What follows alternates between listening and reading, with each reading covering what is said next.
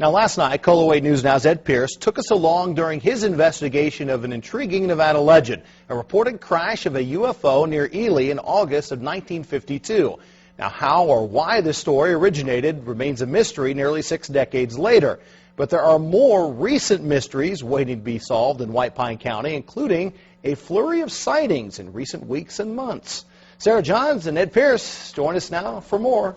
Yeah, Pat, we first heard of these sightings in November, and Ed, one of them was actually caught on tape.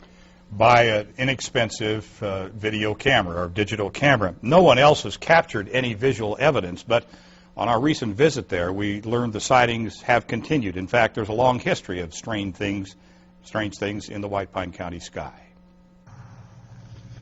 Look at that! Look at that! Oh, there it is, there it is, there it is! Oh my God, look at it! The handheld video is shaky, the image almost beyond the capabilities of the camera. Heather Morrison says what we're able to see on the video she took isn't close to what she and her husband saw. That's a conclusion you can reach just by listening to their reaction. I don't know if it's going to show up because it's so dark.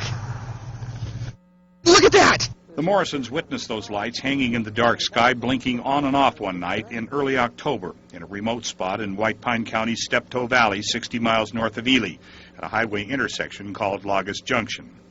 They saw other motorists pulling over to watch that night. Through probably this 5-mile radius right here, all pulled over with people getting out looking. There were a lot of people out here that saw it. But only they came forward to tell. The man who runs the service station and RV park at this lonely site says they apparently were not alone. And then I've had several people come in the store that said they've seen them when they were driving through. So Gledhill has operated this highway rest stop for 40 years. He says he hasn't seen the lights himself, but some of his neighbors have. 17-year-old Mike Bertrand didn't see or hear anything October 2nd, but one night in early December he stepped outside. And all of a sudden this big light just came up, just big. It was green and orange, just wham, right there. And then all of a sudden it just disappeared. And it wasn't the first time Bertrand has seen something he couldn't explain. Every June, he says, other lights are seen over a summit north of here. I always see it, the same exact time of the year. In November, a standing room only crowd showed up at an Ely hotel to hear a presentation by Mark Easter, a field investigator for MUFON, the Mutual UFO Network. Some lingered to tell their own stories, including sightings by mine workers just west of town a few nights after the sightings at Laugus Junction. The sightings here have continued as well. We've got a couple of new witnesses describing pretty much the same thing. So as far as I'm concerned, this is an ongoing investigation. It's not done. One night I was out there and this thing went overhead and I didn't pay much attention, but it stopped in midair and changed directions. It was too high up to be a helicopter, so I just went in the house. I didn't know what it was, but the government might have been testing something, I don't know, but I figured I didn't want to witness it, so I went in the house. If Sorensen and others are less unnerved than one might expect, it's because people out here say it's not uncommon to see strange things in the nighttime sky. Ely sits midway between two possible terrestrial sources for these sightings, the Nellis Air Force Base Range and Area 51 to the south, and the Utah Test and Training Range used by Hill Air Force Base to the north. And there's history behind the assumption that some of these sightings, at least, originate there. For years, people saw deltas flying over Ely before the Air Force admitted that the stealth fighter existed. Of course, neither the stealth fighter nor any other known aircraft look like or can execute the kind of silent maneuvers some witnesses are reporting. And so people here are left to draw their own conclusions. If history is any guide, their speculations will continue.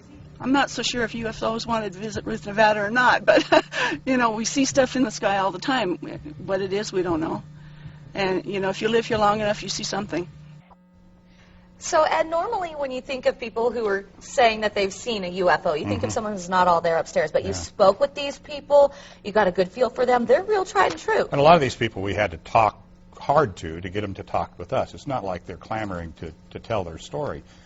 But for fear that people will think that right, but there really is, I won't call it a nonchalance, but they're not surprised when they look up in the sky and see something strange there. It's been going on for a long time. A lot of people make assumptions that it's the military. A few other people are open to other ideas, but they are seeing something. I'm convinced. They're not making it up. What it is, they don't know and we don't know. And no reports to NORAD? These aren't the kind of people that would call NORAD on this stuff. For one thing, I won't say routine, but it's not uncommon. And they just assume that if the government, if they're seeing something, that the government probably knows. And all right. So, Ed, thanks. You bet. Well, we of course want to hear from you. We'd like to further investigate unidentified flying objects. If you've had a sighting, join the conversation on our Facebook page. Our username, KOLO8 News Now.